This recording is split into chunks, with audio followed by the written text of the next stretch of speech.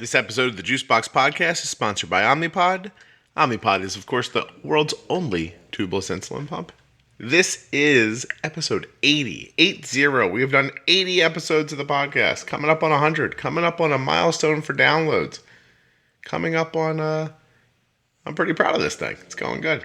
All right, ready? Let's play the music, and then I'll tell you about who's going to be on the show.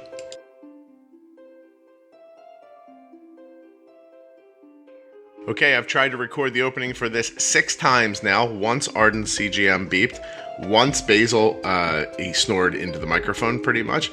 Once I forgot what I was going to say.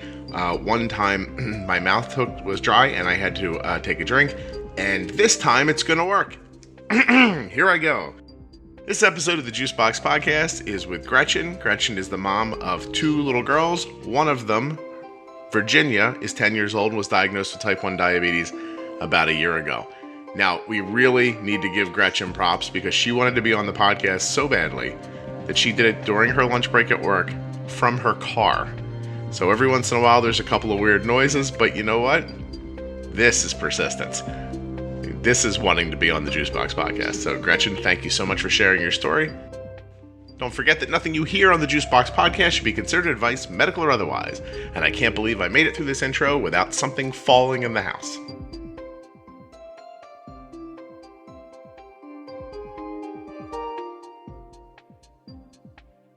My name is Gretchen.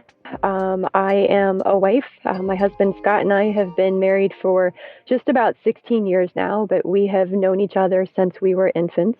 And then we have 2 little girls who are honestly just the most amazing people that I have ever met in my life. And I am sort of shocked that they're actually related to me.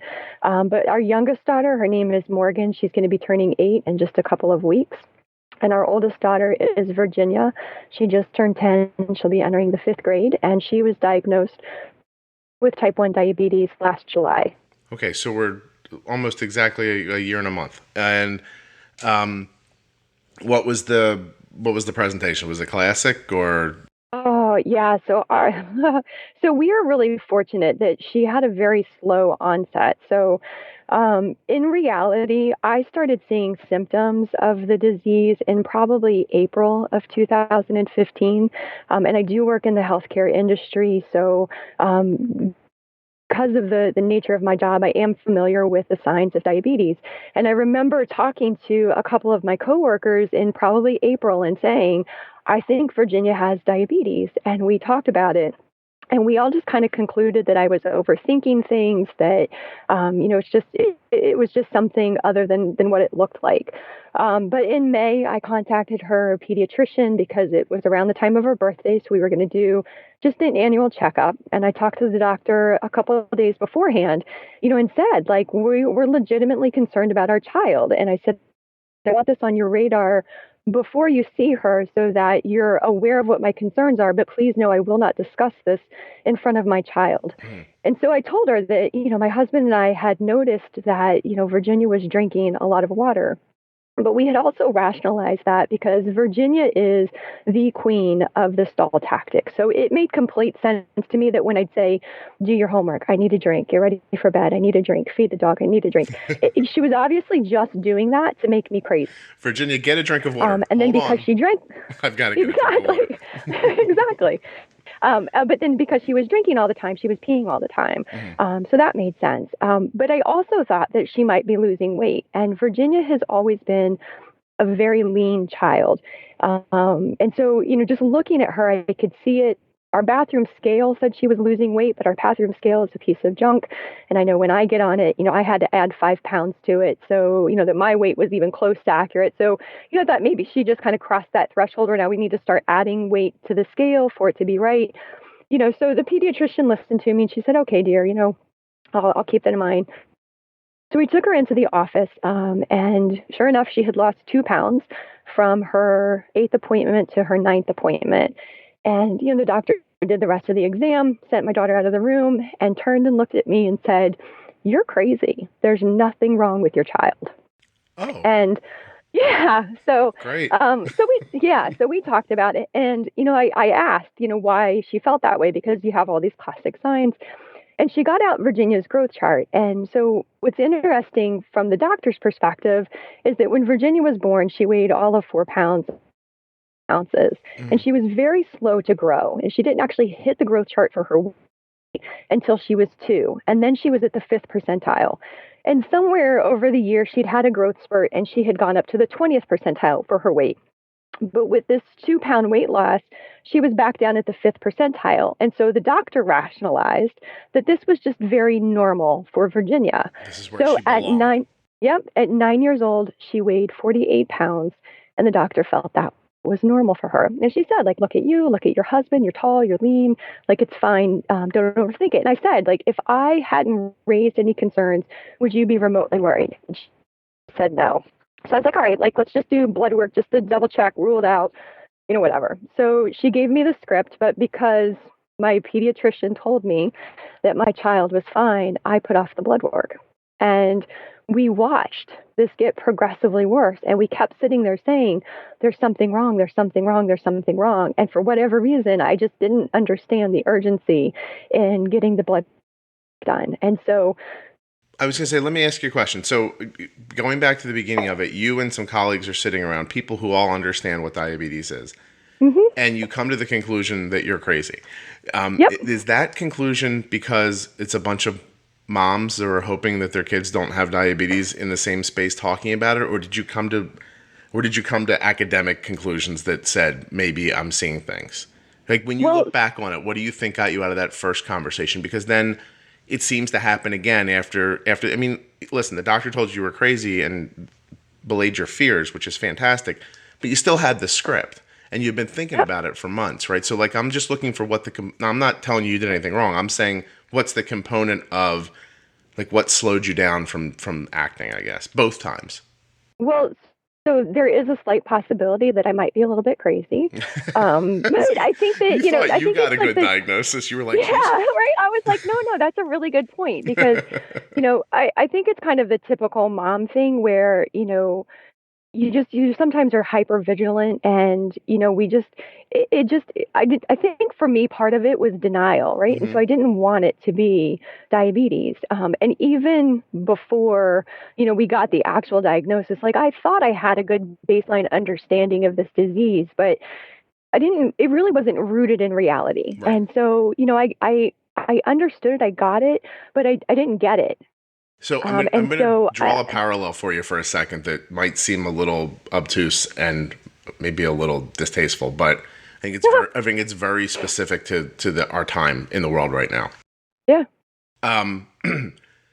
I can watch the news I'm in my mid-40s. I can watch the news my whole life and hear that a man got shot by the cops and he died. Or 2 guys got into a fight over a woman and one of them shot the other guy and blah, blah, blah. But all of a sudden, a month ago, someone pulled out their cell phone camera and showed me what it meant to get shot in the chest.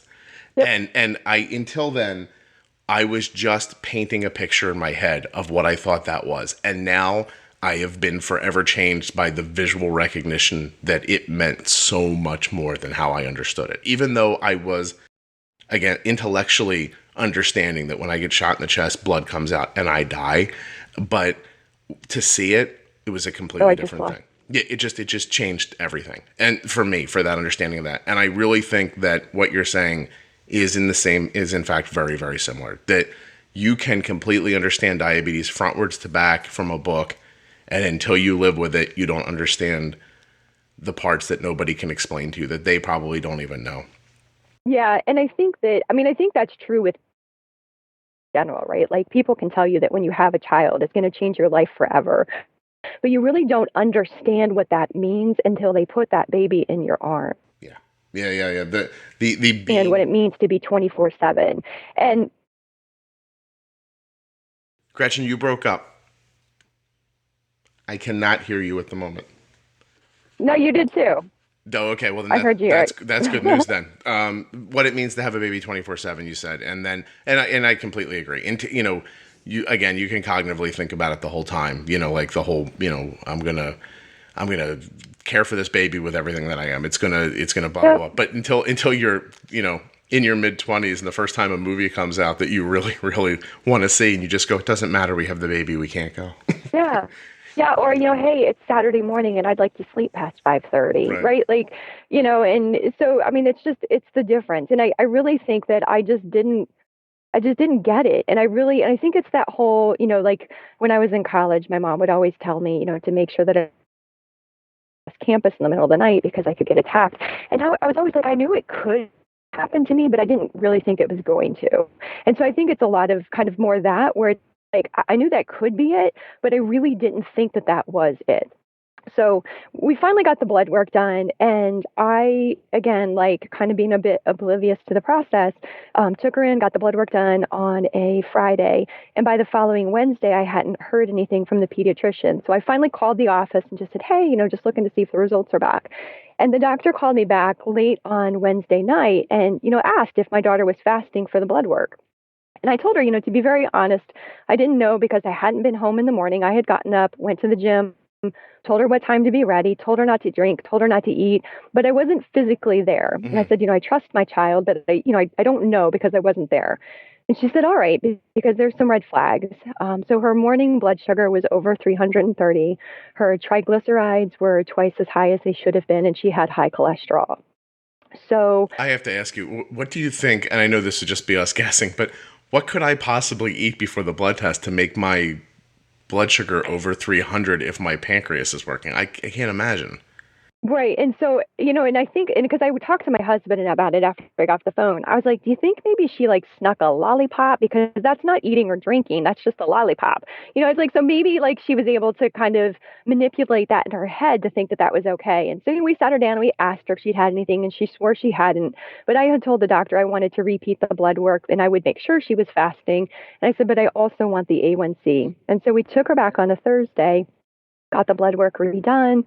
And then I took her to the mall and let her buy anything she wanted because I felt really guilty. And then Friday afternoon, the pediatrician called me and she said, Gretchen, I am so sorry to tell you this by phone. She said, but I know you and I know you're going to want to act on this as soon as possible. She said, but the blood sugar is still over 220 and her A1C is 16.4. And in that moment, I am pretty certain that the earth shifted on its axis just a little bit because it dropped me to my knees. And I truly did not know what to do. And so, and I told her, like, I don't know what it means and I don't know what to do now. And so her response to me in the moment was, you need to get her seen within a week. Oh, And geez, it's funny. Now, knowing what you know, if you were her in that situation, would you give that person a week? No. No. Yeah. Is this still your doctor, by the way? I have to ask. No, it actually took me 6 months to kind of process and having some conversations with other people where people are like, hey, are you still seeing her? And what really was kind of like the final rational piece that clicked in, and especially like once life calmed down a little bit, because I couldn't manage any more change. She's also an emergency room physician. And so I'm like, okay, you're an ER doc. And if I had brought in a child with a blood sugar of 330 and an A1C of 16.4, like you don't see that as a medical emergency. Like I couldn't process it. I couldn't get beyond it. Yeah. And so it was just at that point of time, the trust is broken. And so now, you dismissed it initially. The response was bad when the diagnosis finally came through, whatever. So I started making phone calls on Friday afternoon to try to see who could get her in first. And everybody was gone because it was Friday afternoon. And so I left voicemails for people and then proceeded to send my daughter to 2 birthday parties over the weekend where there was cake and pizza and ice cream and everything that, like, again, in hindsight, I'm like, wow, like we are so fortunate and so lucky that nothing happened in the course of that 48 hours. But Monday morning, I got a call from one of the local hospitals and, the nurse had said, hey, tell me what's going on. I ran through everything with her. And she was like, yeah, you need to get to the emergency room right now. And I was like, no, I just need an outpatient appointment. And she was like, no, she needs to be admitted to the hospital right now. And, it's kind of that epiphany where it's like, wow, like, okay, this really is like, this is really bad. So then we scrambled and she was actually at summer camp playing basketball. We pulled her off of a basketball court, and took her to the hospital. And, as much as I say that when the doctor told me the A1C, I felt like the earth shifted. for her on that day when we took her to the hospital, her entire world flipped upside down. Do you tell her? And so I'm sorry? I'm interested to know when you tell her. Do you tell her when she's coming off the basketball court in the car on the way? Do you let the doctor do it? Where was your mind right then? Well, so the way that we should, so I deal with hypoglycemia myself, and so she has heard me over the years say, "Oh, my blood sugar's low," and she'll see me grab a juice or do something like that to get my blood sugar to pop back up.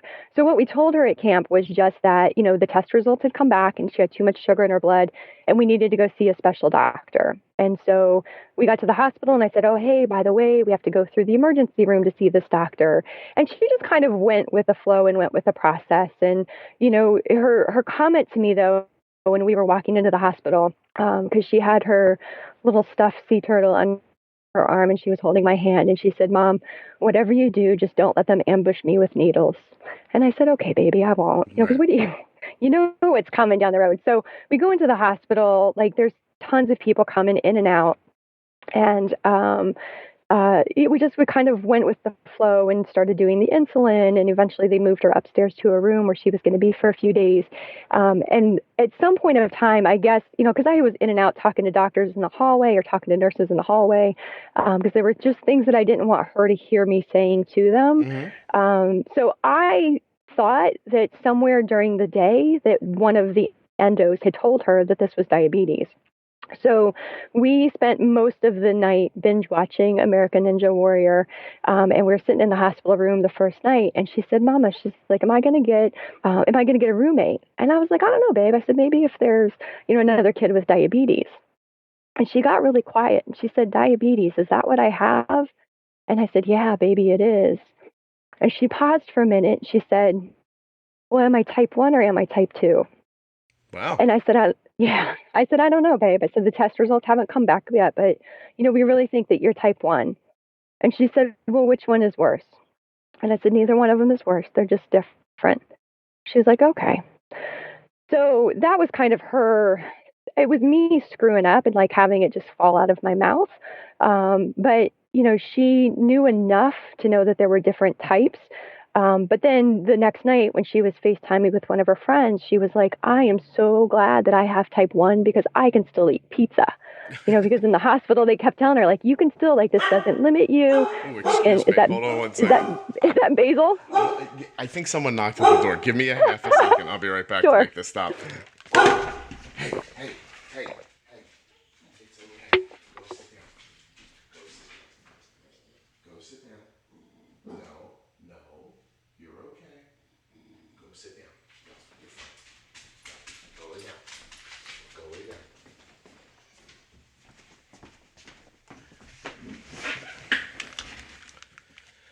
Oh my God! Is that Basil, or is that the dog that never barks? That was the dog that never barks. So something creaked somewhere, and he's a little older now than he used to be. He just there's some. Oh, I see what's going on. There's someone outside.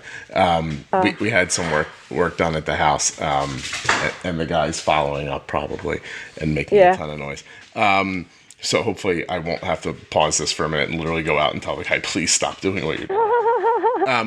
Just go to an early lunch. You'll be fine. Exactly. Come back later. So, what I wanted to say to you that I thought was really interesting, I hope I can get this out, is that when she comes into the hospital, it's such an interesting thing that what she's really in that moment concerned with, she thinks hospital. Oh, I hope nobody pokes me with a bunch of needles. Mm-hmm. It's not a deeper thing than that. When children are presented with these new realities, it's sometimes we give them more understanding of the world than they actually have. You know what I mean? Yeah. So she's going in there just being like, "I hope nobody pokes me with anything." Part of that was my fault though too, because when we did the repeat blood work, I was like, by God, she's not eating or drinking anything. And because of that, she was fairly dehydrated by the time they tried to do the blood work. Mm-hmm. So they stuck her with a needle and nothing came out because she was so dehydrated. And so it was like that was very traumatic and very recent for her.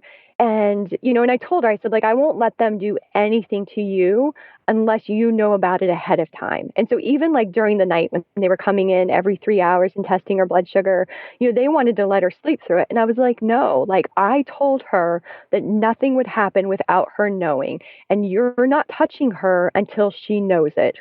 So, we had no sleep at all in the first few nights, but that was my commitment to my child, was that you are going to be engaged in this process and no one will do anything without you knowing and understanding and having the opportunity to ask questions or to have, your moment about it, because this is her life, and it's her body. And, she's old enough. And I think that's, when I listen to you talk about Arden's story,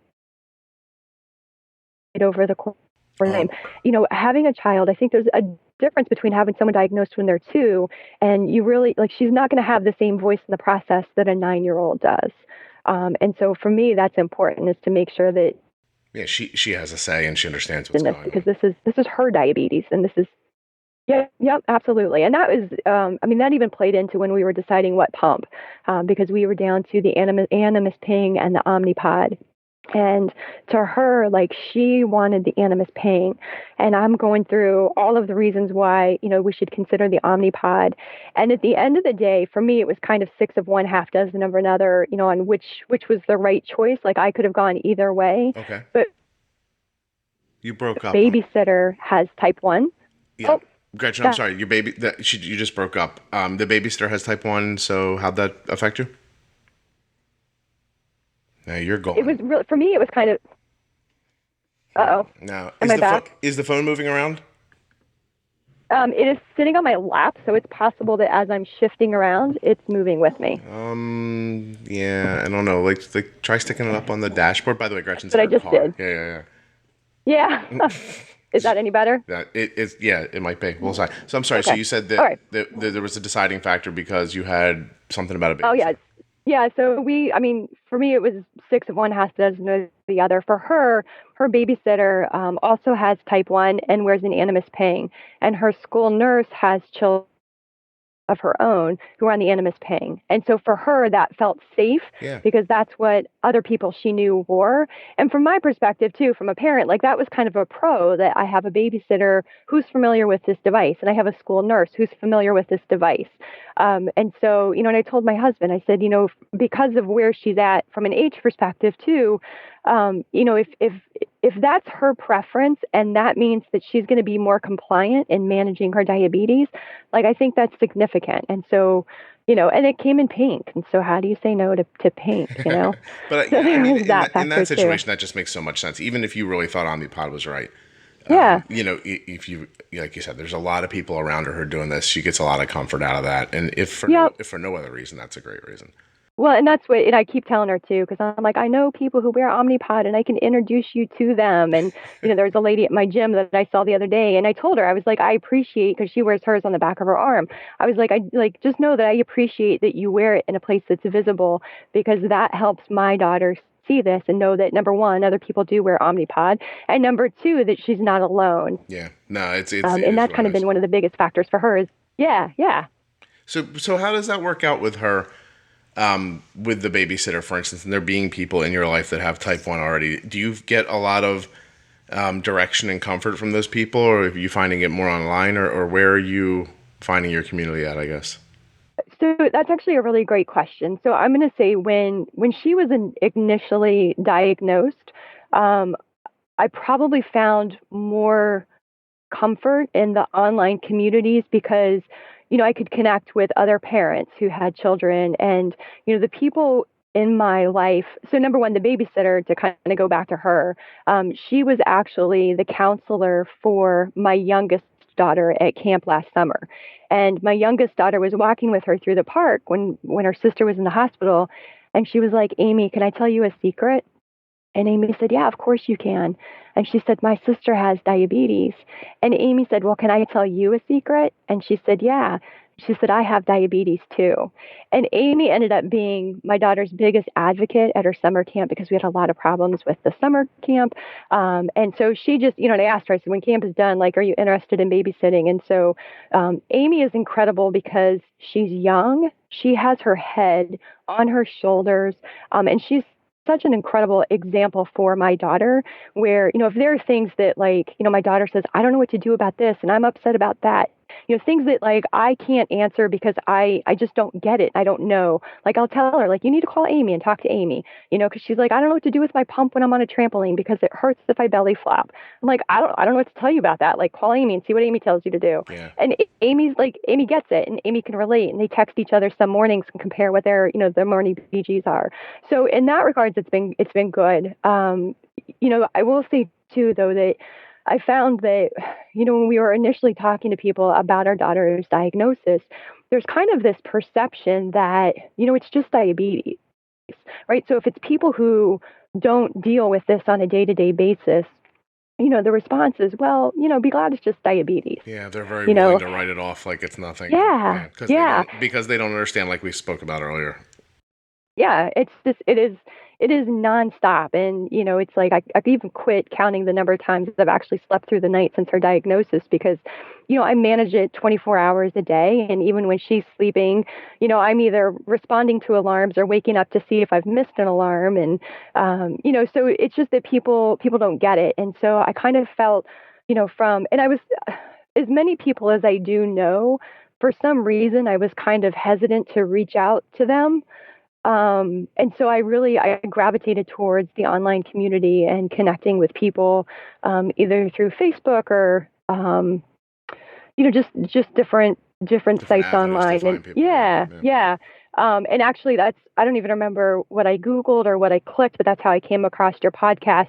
And, I think too, like when your child is diagnosed with this disease, there is a period of mourning that you go through. Like I grieved for the life that my daughter was supposed to have. And I grieved for what this meant for her. And I remember one day and thinking like, nobody gets it. Nobody understands what I'm going through. And I was sitting in the gym one day and I was listening to one of the podcasts. And you were talking about Arden's seizure when she was really young. Mm-hmm. And I'm sitting in the middle of the gym, bawling like a baby, because it was like, oh my God, like here's someone who understands my fears, my concerns, and who frankly has walked some of the paths that I never want to have to walk with this. And so it was kind of that where people were very willing to share and connect and support and, information sharing and things of that nature. And then, too, and I didn't realize my school nurse, had a connection with it. We actually went through our first year without a 504 because I knew my daughter was safe and I knew that the school was going to be supportive and taking care of her. Next year, I'm going to put in a 504 because my nurse left after the end of the school year.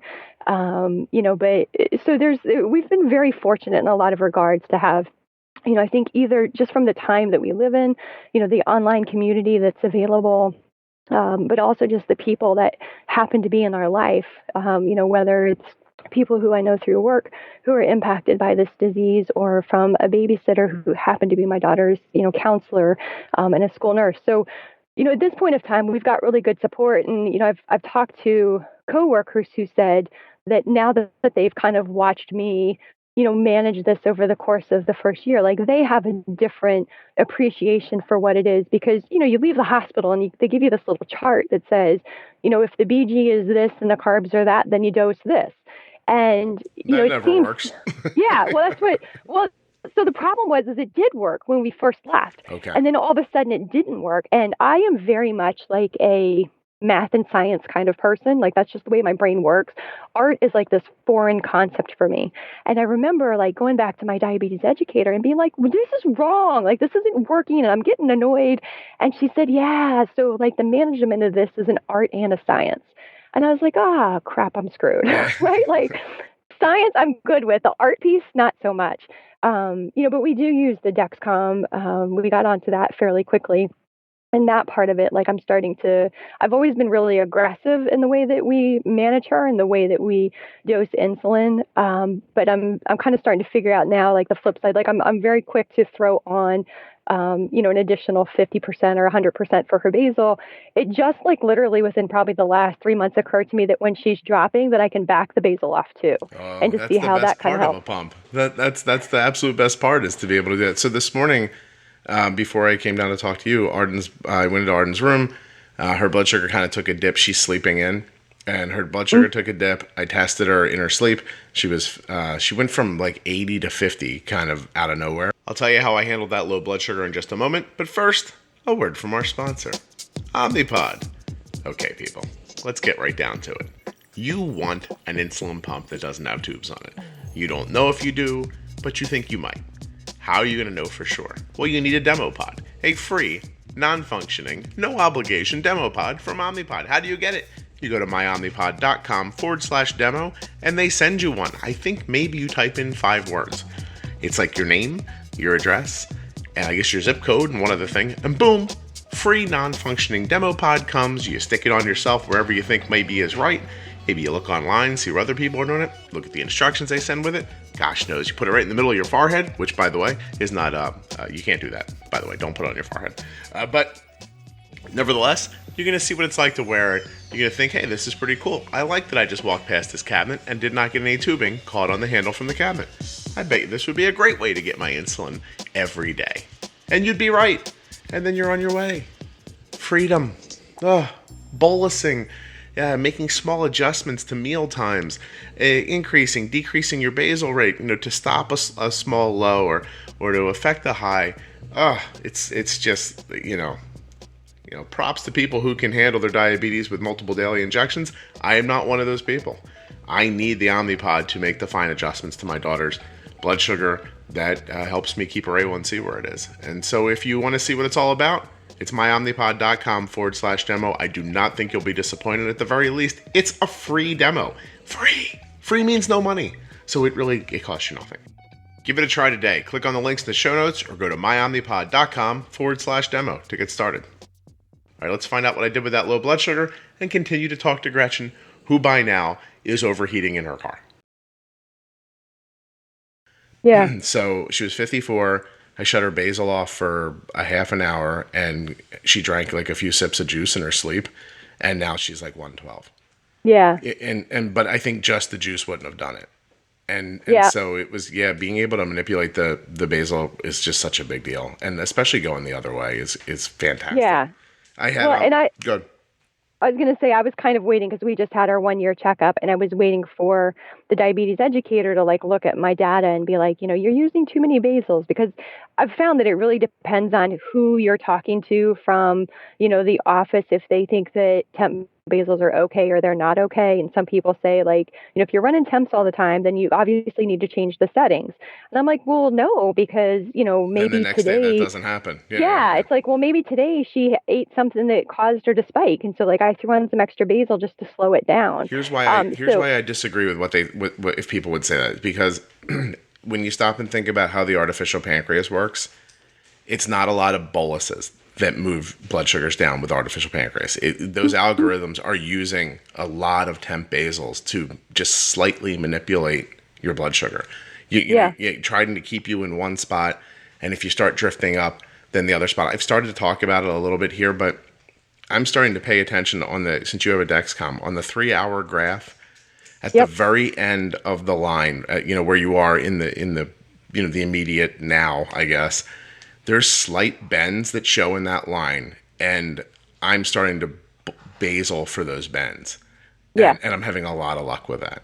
So, I think when you're bolusing too much, that's an indication your basal rates aren't right. Yeah. Well, that's what we just started playing with some of our numbers because, the transition from school, and both of the kids are in summer camp just because of our work schedules. Mm-hmm. And so trying to figure out okay, how to switch from the school setting to the camp setting. And, when looking at the data, she had to have had a growth spurt or something a while back because she was running high. And I really expected it to just completely jack up our when she had her last checkup.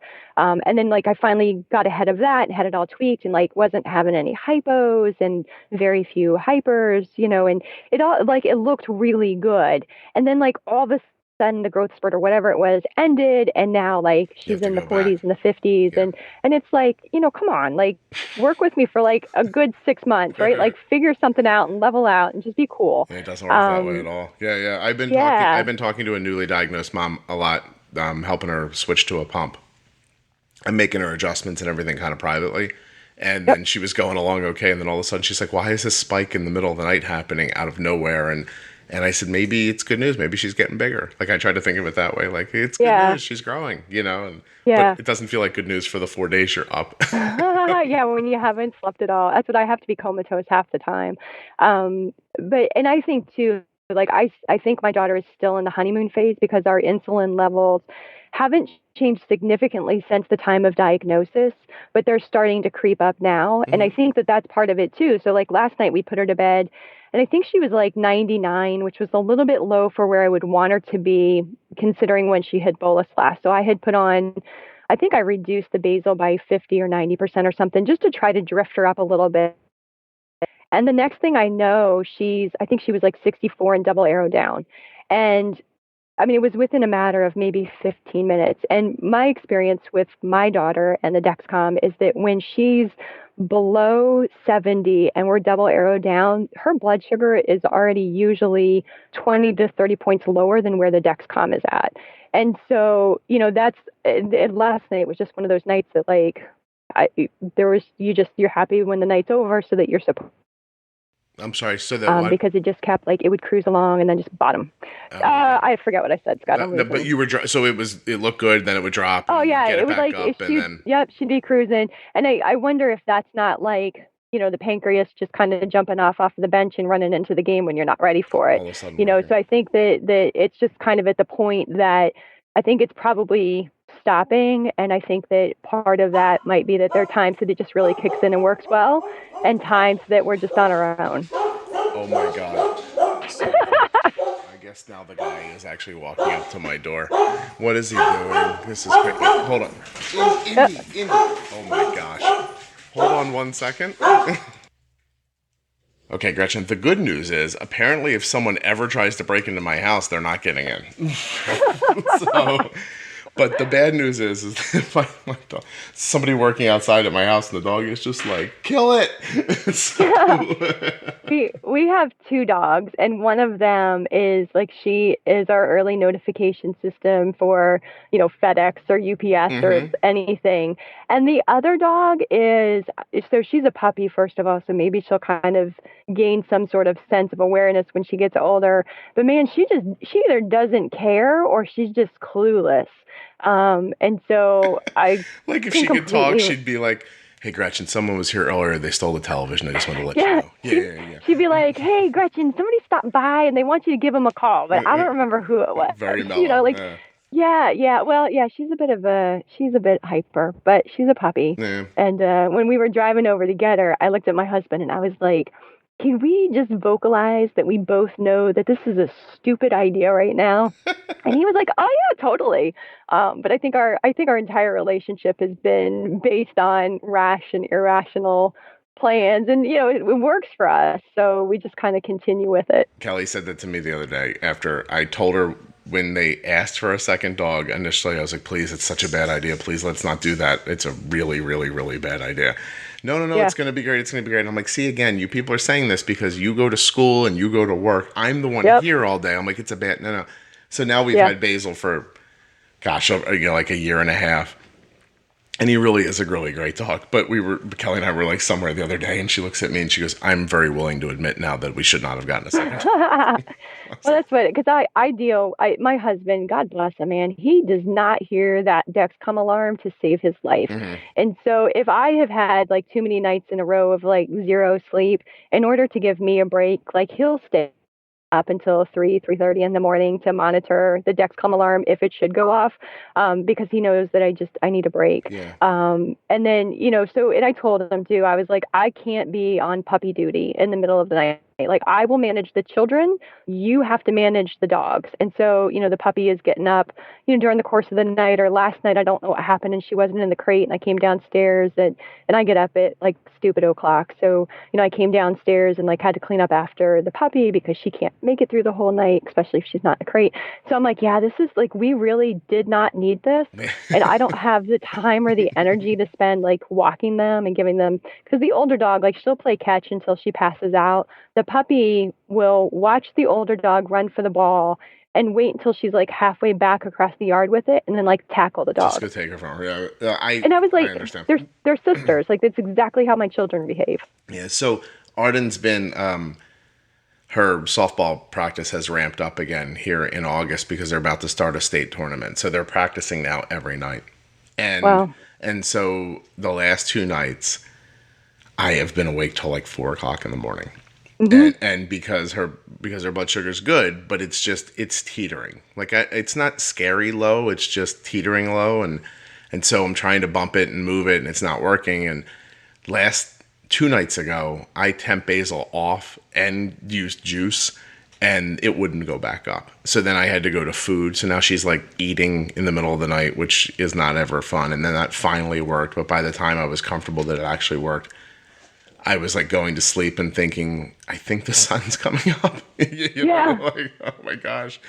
And then, like 8 o'clock, I'm back up again. I'm like, hey, I'm ready to go. It's time let's have some breakfast. Live life. Yeah, my husband does I get up, I leave the house before anybody else has even considered waking up.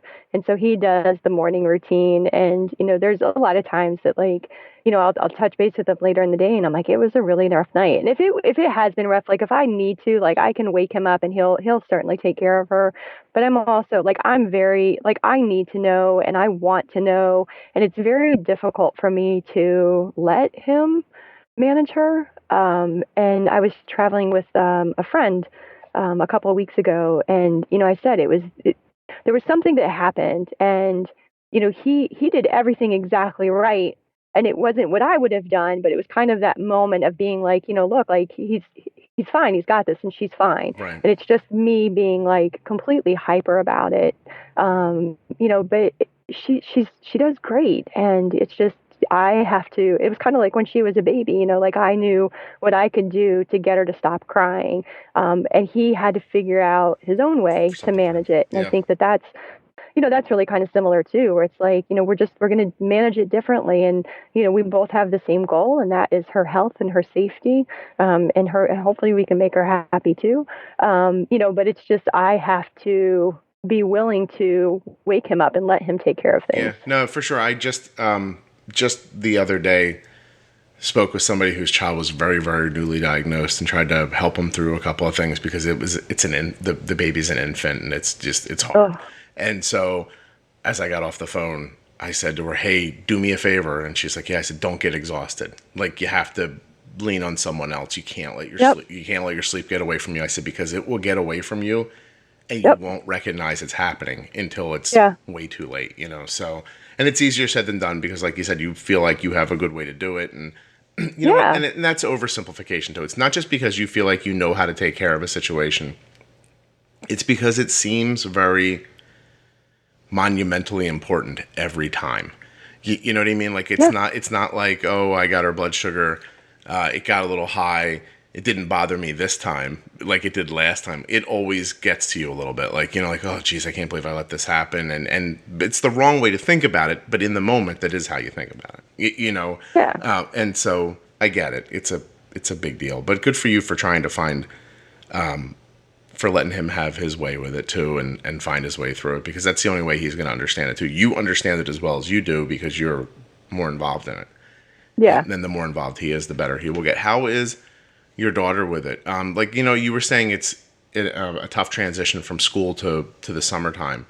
I have the easiest time managing diabetes when Arden's at school because everything's so regimented as to when food happens and everything. And people might be upset to hear that, but that's the easiest time for me is while she's at school. Yeah. So how do you make out at school? Like, I know we do the texting and we speak if we need to. How have you been doing it? Yeah, well, so for the first year, like I said, we didn't have a 504, and she was going to the nurse for everything. And I agree with you because it's scheduled and like changes are very infrequent. And again, like I had a great support network through my school, and so I was very fortunate in that regard. Um, for her summer camp this year, oh, see, now everything's beeping. I think my daughter's texting me to find out what's a bolus for You lunch. should go do that. Don't Yeah, and do that's what it I'm live. doing. I just looked at her. Let's Her walk. Dexcom looks really good. We'll do it together. What's her blood sugar on the Dexcom? Her blood sugar on the Dexcom is currently 109 and steady. Very nice. And Yeah. is she going to eat right now, or is she eating in a little bit? She will probably eat, and so I don't pre-bolus at camp because it is not routine, and they might eat at 11:30 and they might eat at 12:30. Gotcha. So, and for her, I know what she's having. I think I know what she's having for lunch today, and it's not anything that like I would really want to tap her down for. And like this is a pretty good place for us to be starting lunch at right now, especially with the amount of activity that they're going to have. Will you bolus from the Dexcom, or will you text? Yeah, I've gotten there more so recently, and I think too because so at summer camp, we had a really terrible experience last year with her summer camp. And so, again, this is a situation where like the trust has just been irrevocably broken. And in hindsight, I kind of wish I would have, maybe found in-home care, done something different. But because I just don't trust them and I don't want them to touch her and I don't want them involved with her at all unless and there's an emergency. I said, I want her to have access to her phone. She has this medical device. I will monitor her. She will text me. I just need the phone numbers of a couple more adults who are at the camp. So if I can't reach her on her phone, like somebody can help me get to my kid. Right. And so the last week or two, her morning bolus just hasn't been covering her breakfast correctly.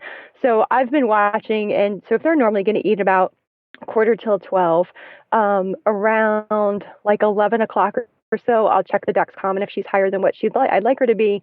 I have her put the Dexcom number into her pump, see what the pump recommends for a correction, and then I do half of the correction that the pump recommends because I know she still has IOB. I know she's being physically active, and so we've learned that if we do that half of a correction based off the Dexcom, normally when she's going into lunch and testing, she's somewhere between like 85 and 110. So we're just starting lunch in a good spot. So you are getting the art side of it. It's coming. I'm getting there, but I have been resisting the whole way, but it is, and it's like learning how to trust. And I think I've heard you say this before too, where, it's hard because there's times that like the Dexcom has been substantially off. And so it's when do I trust the Dex versus when do I trust the BG?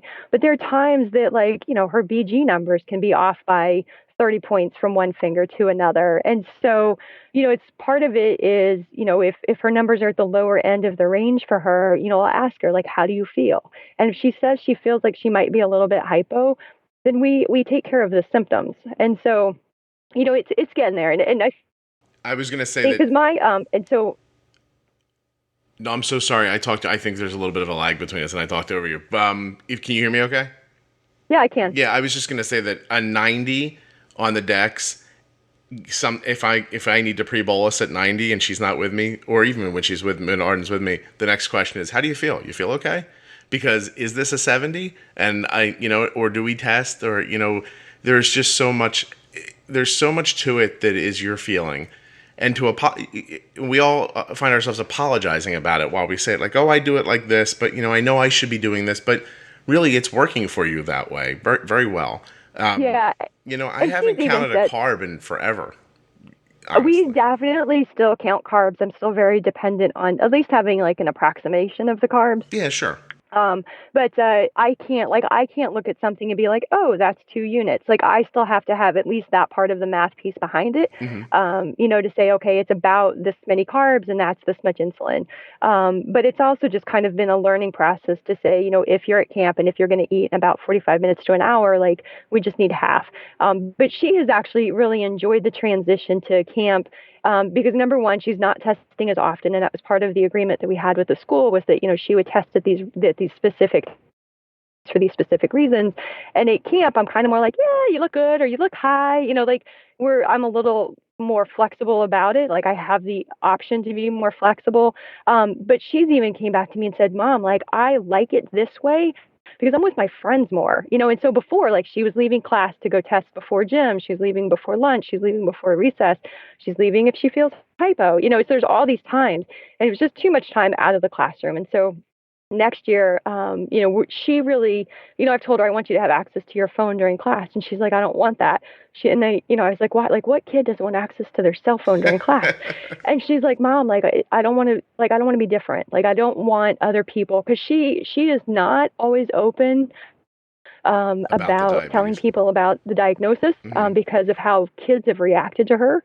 And she actually, so she is artistic, which is completely from my husband's side of the family. But part of her kind of just coping techniques after the diagnosis was that she wrote a story about, being diagnosed and the time in the hospital. And she talks about, when she came home and went back to summer camp, and that she started telling other children about the disease. And she said, like, a lot of the boys looked at her like she was a strange new animal in the zoo. And so she learned very quickly that she was going to be very selective about who she told. And, my husband and I were talking about it. His name is Scott, by the way. I keep calling him my husband, but Scott and I were talking about it. Scott, it would get confusing. Yeah. Yeah. My Scott and I were talking about it. See? And I said, like, one of the things that I actually love about children, her Dexcom is on her arm, and now she really doesn't care if people see the devices. But like, a kid will come up to her and say, "What's that?" And she's like, "It's my Dexcom." And they're like, "Oh." And they walk away, so like, yeah, they're not reporters. They don't really care. They're just asking. you asked a question, you got to answer. And a lot of times kids are like, all right, that's cool. Good enough. Yeah. And then they're like, do you want to go play? So she likes being a little bit more independent with it, and just being able to spend more time with her friends. And that's what's really critical for her. If I can say that after just being with this for a year, to me, in this conversation, it sounds like you guys are moving forward quickly and in a positive way in a lot of different avenues. So I think you're doing great. Honestly, it sounds like she's figuring out how she's going to handle school. It sounds like after she gets back from camp and really gets her, after camp ends at the end of as school starting, she can really say to herself, you know what? Maybe I'm not looking to have my phone out a lot in class, but this really did work a lot better. You'll see how it'll progress in ways you don't expect it to. You can't plan the whole thing. And so no, completely. Yeah. And so once she gets back to school and starts getting over regimented again, and she sees it's unnecessary, she's going to be like, all right, so look, if I am willing to pull my phone out in class, what does that mean? And once you tell her she doesn't have to go to the nurse anymore, you'd be surprised what she'd be willing to do that she wasn't willing to do before to get something else that she wants more. It ends up being like that. It moves. Well, and I've even thought about leveraging technology a little bit more, because my husband has an Apple Watch and I have one too. Neither one of us really wear them, so I don't know why we particularly have them. But if we can get a band that would fit her, where if I do need to text her during class, that instead of, pulling out her phone, she's looking at her watch. And I think she'd have the ability to be a little bit more discreet about it with the watch than she would have phone. But I worry about the technology and the fact that she's a kid. I even struggle with the fact that, like, my 10-year-old has an iPhone. And I was like laughing because she was very like, it's her diagnosis, so she gets to choose who she's going to tell about this diagnosis. Mm-hmm. And so we'd be walking through the grocery store, and she would see the parents of her friends, and they'd be like, "How's your summer going?" And she's like, "I got an iPhone." And I'm like, you can't tell your friends' parents that you got an iPhone, because now they're judging me for giving my 10-year-old an iPhone. Gretchen, and the reality is that you have an iPhone because you have a Dexcom. You have a Dexcom because you have diabetes. Let's not care what anybody thinks. I think maybe if I could lend you one thing after this conversation, it would be a little bit of my who the F cares what anybody thinks. I go back and forth with that a lot, because there are times that I'm like, I don't care. But then I think I am still hypersensitive to perceptions and too, like, and I tell people, I'm like, but I wouldn't let her have a cell phone, right? Like, she doesn't need a cell phone. She's 10 years old. But then honestly too, there are days that, like, she just sends me the cutest and sweetest text messages. Mm-hmm. And I'm like, I'm so glad you have a phone, because it's like these little treasures that you get. And there's times that she sends them, and, she doesn't even know that you needed it, but, she's got these cute little messages, and, so there's pros and cons to it. But no, absolutely. Hey, listen, you're you, I'm me. if I had any advice for you, it would be don't worry about what people think. It just doesn't matter. If somebody's judging you because you bought an iPhone for your kid, I will tell you this. So Arden is 12. She just turned 12. We got Arden a phone when she was in kindergarten because she was going to be on a bus, and we wanted her to be able to contact us if she needed to. And maybe it was overthinking it. I don't know. But we wanted to get her a cell phone.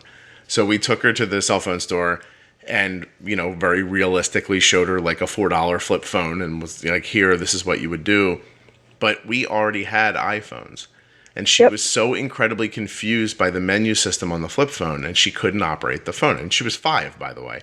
And so, but she could pick up our phone and operate it immediately. And so I just said to Kelly, I'm like, whatever, here. And then we just got her an iPhone.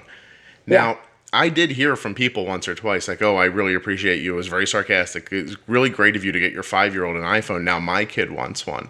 Yeah. And I would say to them, oh, shut up. I don't care what you think. Like, just go away. Like, and you're like, yeah, but your kid sleeps through the night all the time, and you're not up.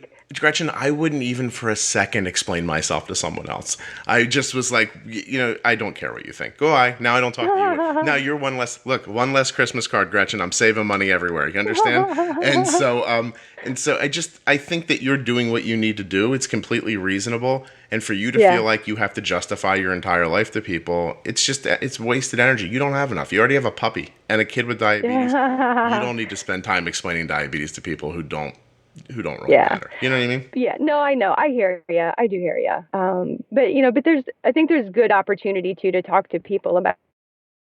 I think I know you do this, right? There's time to engage with people, and there's times to just shake your head and walk away. Gretchen, the right person. Completely. And I find too, it really depends on how rested I am. So, I am for the most part fairly oblivious to, the way I've really not seen people looking at her, or kind of taking notice. But I remember, and it's been fairly recently that we were out to dinner, and, I saw 2 women who were fairly close to us, who were obviously, looking at the Dexcom and obviously talking about, what you could do. They were just talking about my kid.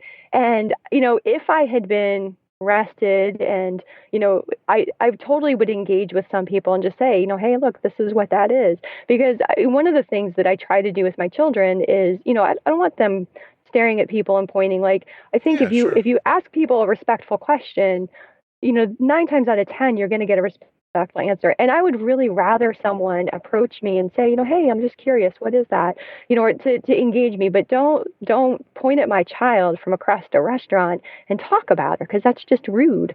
But I was scared that day, and I knew that if I said anything, it was probably going to be way more colorful than it needed to be. And so it was just the right time to just I make eye contact with them. Yeah. No, I don't. I completely, if I see you looking at my kid, I will look you in the eye. I will nod at you and acknowledge that I saw what you were doing, and then I'll walk away. Right, good for you. Yeah. Hey, listen, last night at Arden softball practice, I got there. She was practicing from 8 until 10 p.m. The older girls in my town are on their way to Oregon to play in the Little League World Series, because apparently the people in this town really know how to play softball, apparently. So they're on their way, and so they're practicing like crazy. They're exhausted. They've already been through a number of tournaments to win to get to the Little League World Series. And I looked to a friend of mine whose kid is older than Arden, and I said, hey, you look really tired. And he said, I am. I feel like I have 3 jobs. And he paused and he said, I don't know if you've looked in the mirror lately. It's like, you look exhausted too. And I was like, oh, I got a different problem. But You think I look bad. No, it's the pot calling the kettle black. It really was. So it was just, to me, like I said before, I think it sounds like you guys are doing great. And it seems like you're on your way.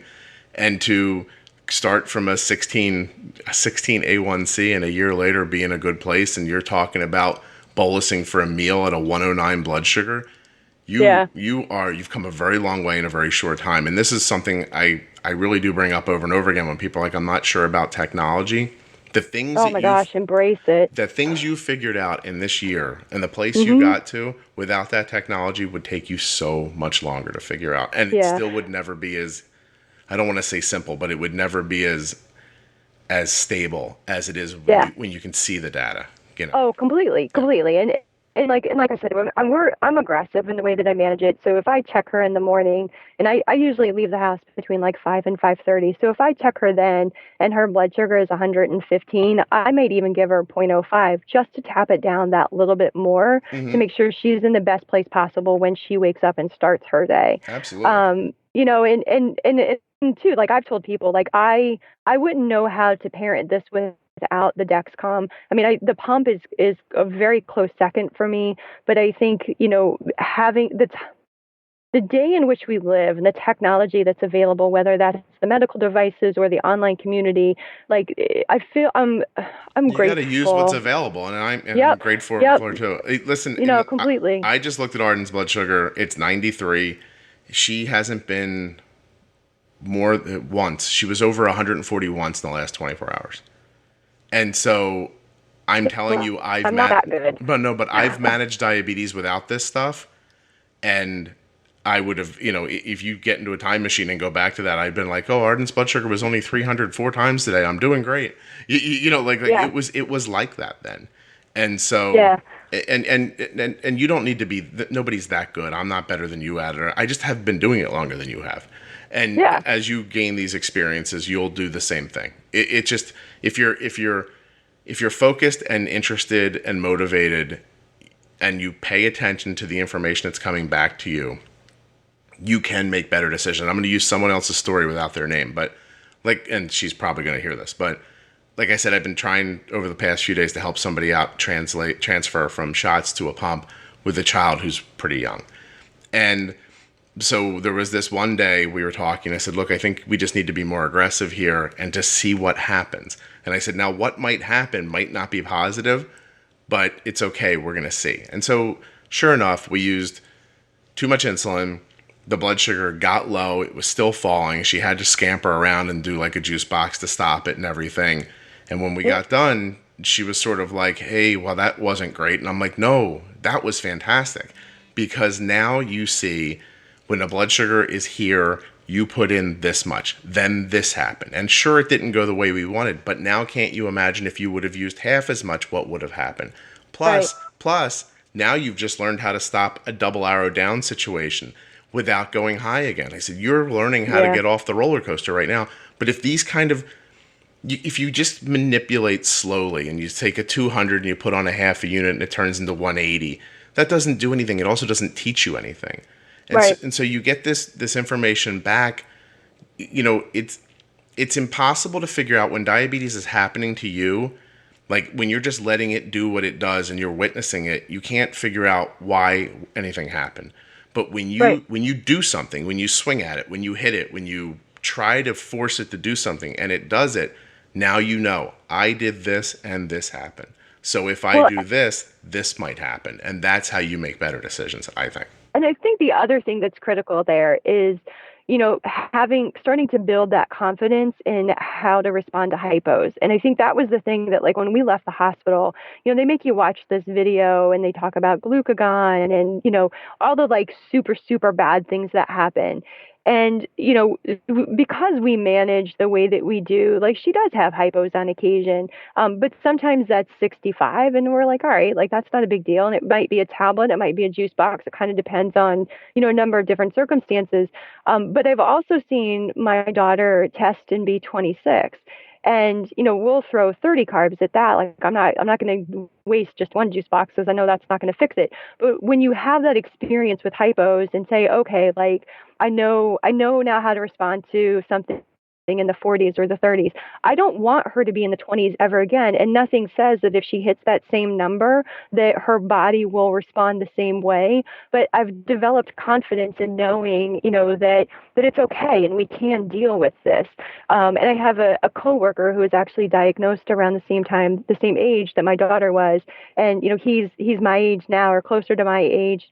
And so he's been really good, to kind of, to be able to say, like, Gretchen, like you need to like take a breath and calm down and it's going to be okay, and stop thinking and just stop. And so it's those voices of experience where, we've talked about it where, from his perspective as the person who has type 1 versus mine parenting it. But to have somebody to say, okay, look, like it's going to be okay, and just stop and think and figure out how to respond from there. So there's two really great thoughts in there, right? And the first one is that you do have to, not just you, but you just have to relax a little bit. And the other one is that if you That's can't, a common theme in my life. just relax. But if you can't, I'm a little crazy and I might need to relax.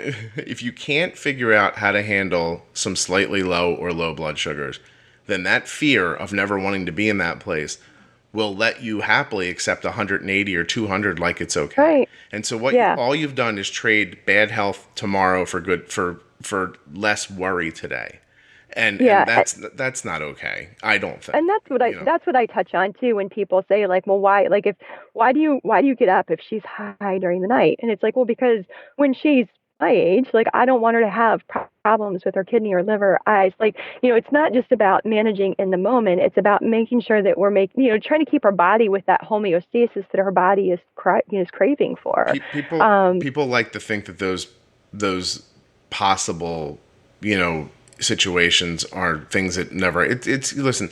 How does somebody put a cigarette in their mouth and say, I'm never going to get lung cancer? There's some general human thing that just feels like we're going to be okay. Like by the way, if you didn't have that, we'd all just lay around in a pile and wait to die. So you have to have that feeling like it's not going to happen to me. I'm going to be okay. I can cross the street. I'm not going to get hit by a car. I could smoke this cigarette. I'm not getting lung cancer.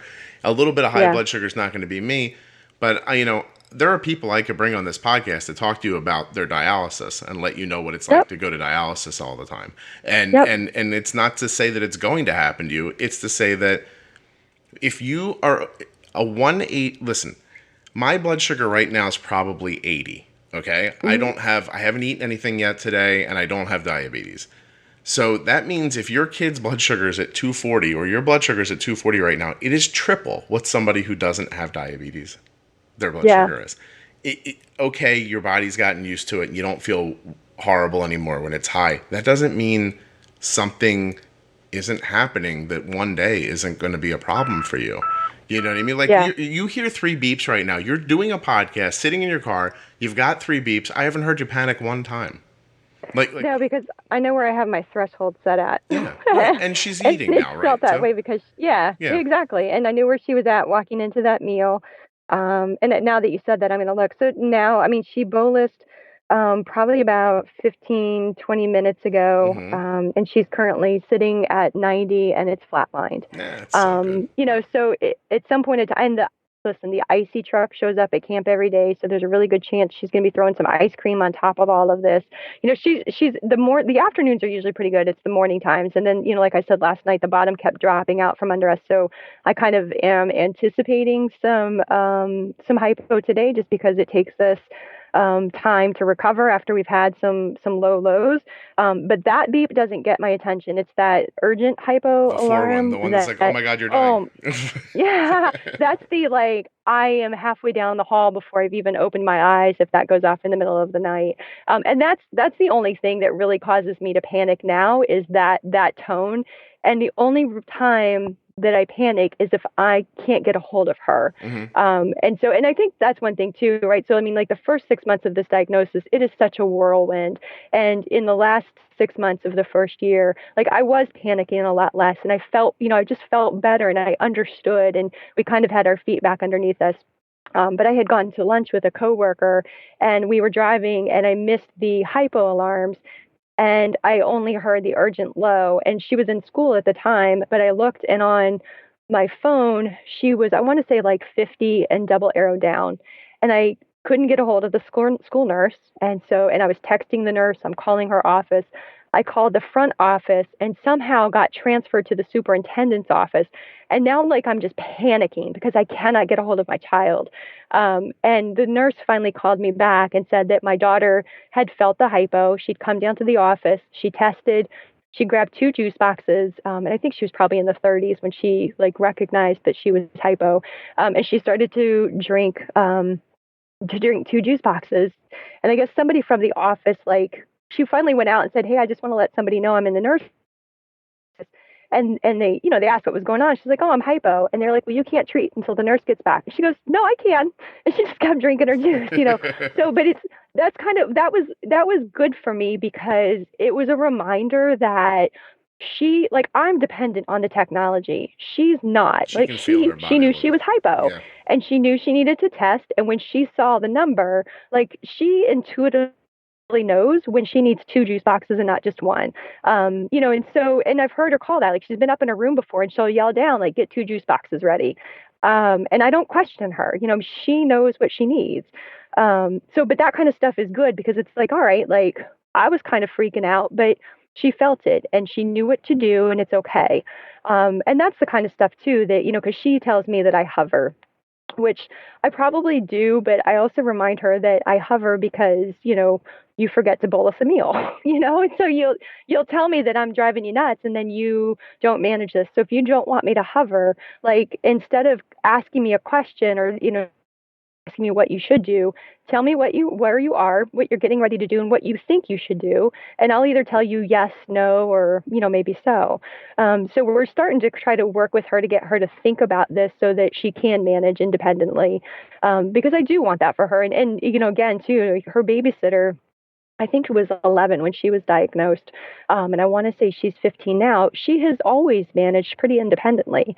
And, so it's, I want her to work towards that, but I don't want to do it at the expense of her A1C or her health down the road. So, she was 16.4 at diagnosis at her 1-year checkup. I was expecting the A1C to be pretty high. She came in at a 6.1. And so it's all right. So if we hadn't had those, it was a month where I didn't really appreciate how high she had been, how often. So it's we were doing really good, and we've had really good A1Cs the entire year. Her highest one has been a 6.4. And I remember at the time when the nurse told me, because I thought it was going to be a good number. And she said it was 6.4. And my initial reaction was disappointment. And then I had to stop and check myself and say, that's a 6.4. That's still a really good number. Amazing, so then the nurses, sure that she's still allowed to be a kid and, blah, blah, blah. And I'm like, no, we celebrate good A1Cs with Pepsi and chocolate chip cookies, right? So she's still. Gretchen, let me tell you that the other night, Arden came home from softball practice and there were donuts in the house. And she was like, oh my God, can I have a donut? And I was like, yeah, sure. So I give her insulin for the donut, do a little pre-bolus, tell her just wait a couple minutes. She has a donut. Then the donut goes away. Now, donuts are not a big, something that happens in my house very often. I was even how are they here? But, okay. Maybe 20 minutes later, Arden says, wouldn't anyone else like Chinese food for dinner? So we had donuts and Chinese food in the same night, and it was fine. And listen, I have to tell you, we're pretty far over an hour now. You are, and I mean this in a really good way. You are super chatty. And so I really am. So this is going to be one of those episodes for all you people who email and say, I talk too much sometime. Here, Gretchen has covered you for that. I have not said 45 words. So no, you probably haven't. But I could listen to myself talk all day, Scott. But I really do. I appreciate you coming on. Just we're pretty far over time. That's all. So that's cool. I wanted to say thank you very much for doing this and for sharing your story with with your family. It obviously will help somebody else to hear somebody who's as kind of hyper vigilant as you are, but still understanding I need to relax a little bit. But you're getting good results from paying attention. There's a lot of good information in this hour. So I just really appreciate you coming on. Thank you very much. Yeah, definitely. I appreciate the opportunity, and I appreciate the time and the effort that you put in, because this has been, for me, kind of one of my go-to sources. And so I appreciate and thank you for what you do. No, it's my pleasure. And thank you for being the first person to record the podcast from their car. That was really cool. I'm sweltering. I have to tell you, at one point in time, I saw something out of my peripheral vision, and there was a stink bug on my window right by my face. And if we would have been doing this by video, it would have been hysterical, because my response was way too dramatic. All right, so everyone, we're going to let Gretchen out of this because the fire company's about to come and break her windows and let her out of the car. So thanks so much. Have a great day, I hope Arden's team rocks it through the rest of the season. I think Jersey produces some really good softball and baseball teams. So I don't know what it is, but a good place to be active. Yeah, no kidding. Okay, thanks so much, Gretchen. I'll talk to you soon. All right, have a good one. Bye. Bye-bye. A huge thank you to OmniPod for sponsoring this episode of the podcast. Go to myomnipod.com/demo to learn how you can start using the OmniPod today. Thanks to Gretchen for, sitting in her car and recording the podcast. That was really cool. Also, coming up soon, more wonderful episodes of the Juicebox Podcast. I have so many of them recorded. I'm looking at them here.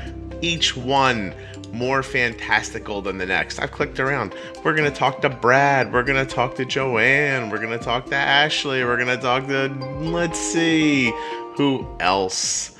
Mindy, Rick, Christelle, Sarah, Jeff. So many to choose from. Coming soon.